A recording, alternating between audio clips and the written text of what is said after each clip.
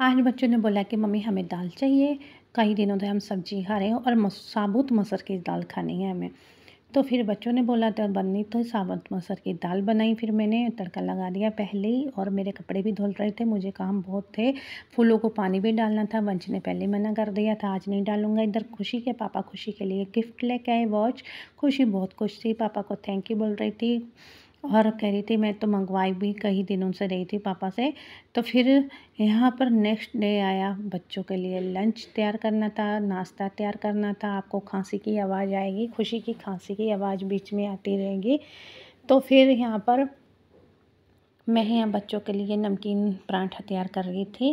3 पराठे बनाने थे, एक वंश, खुशी और मम्मी के लिए बनाने थे। यहाँ खुशी आई थी, उससे भूख लग रही थी। खुशी को फ़ीवर हुआ था, रात को उसकी तबीयत ख़राब हो गई थी। मैंने इसको बोला मत जाओ, कह रही नहीं मम्मी मुझे जाना ही है। तो इसने ज़िद की तो चली गई। तो यहाँ मैंने खुशी के लिए चाय फेंट दी थी। तो फिर मैंने खुशी का पराठा बन के तैयार था और देसी घी से नहीं मैंने उसको लगाया, उसमें सिर्फ मक्खन लगाया था और खुशी को देने के लिए चली गई। फिर उसके बाद मैंने एक पराठा मम्मी के लिए बनाया। वंश को पूछ रही थी, वंश बेटा कब तक आओगे? उसने बोला मम्मी अभी 5 मिनट और है।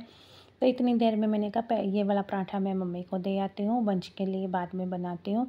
इधर मैं मम्मी को पराठा देने के लिए चली गई थी। तो फिर मम्मी ने बोला रहने देती, अभी नहीं खाना था क्योंकि पता नहीं मम्मी दवाई खाते हैं सुबह-सुबह। तो इसलिए फिर खुशी को दिया, मम्मी को दिया, इसके बाद वंश को देने के लिए मैं बोल रही थी। तो वंश इतनी देर में आ ही गया था खुद, वो ले गया था। तो फिर इधर मैं फुलके उतार रही थी बच्चों के टिफ़िन के लिए। तो बच्चों के टिफ़िन के लिए फुलके तैयार हो गए थे, 3 फुलके बनाने थे।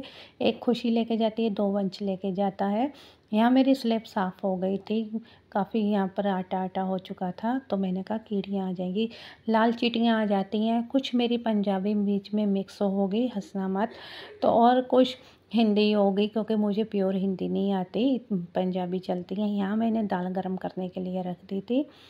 तो फिर मैंने बच्चों के लिए रोटियां पैक कर दी थी। तो खुशी कह रही थी कि मम्मी मेरा टिफ़िन तो वही रखना। वंश कह रहा था मम्मी मुझे दाल ज़्यादा देना, क्योंकि मेरे फ्रेंड भी दाल ले लेते हैं। तो फिर उसके बाद मैंने वंश के लिए दूसरा टिफ़िन लाई थी, क्योंकि इसमें ये छोटी सी डिब्बी है, इसमें टिफ़िन में दाल कम आती है, ये खुशी के लिए ठीक है। तो फिर बच्चे के लिए मैं दूसरा टिफ़िन लेके आई। तो फिर इसमें थोड़ा टिफ़िन थोड़ा बड़ा है, इसमें दाल काफ़ी ज़्यादा आ जाती है। तो वंश के लिए मैंने 2 रोटियां रखी थी। खुशी तो पहले ही कह रही थी मैं खा के नहीं आऊँगी, मेरी तबीयत ठीक नहीं है। तो खुशी का टिफ़िन वैसे ही वापस आ गया जैसा था। उसके बाद खुशी यहाँ पर खाँस रही है, बहुत तेज़ आवाज़ आ रही होगी, इस वीडियो में आती रहेगी। मैंने कोशिश तो की थी अभी ना आए। तो यहाँ वंश बैठा था अपनी दादी के पास, बातें भी कर रहा था और खाना भी खा रहा था। यहाँ दोनों बच्चे रेडी हो गए, पापा से मिले, दादी से मिले, बाहर निकल गए, स्कूल की तरफ निकल दिए। फिर उसके बाद मैंने पतिदेव के लिए अपने लिए चाय गर्म की, चाय पी के थोड़ी देर वो लेट गए थे। तो फिर इधर की तरफ आ गए क्योंकि उनका ड्यूटी का टाइम हो रहा था। इन्होंने अपने पशुओं की तरफ काम करना शुरू कर दिया। गौशाला में आ गए थे, इन्होंने सारा इधर साफ़ सफाई बहुत पसंद करते हैं। गौशाला की तरफ पंखे चलते रहते हैं, साफ़ सफाई होती रहती है, 3-3 4-4 बार झाड़ू लगता है, गोबर हट जाता है यहाँ पर। और पानी पिला रहे थे, फिर उनको पानी भी इनके ऊपर डाला, मेट वगैरह भी धो दी थी।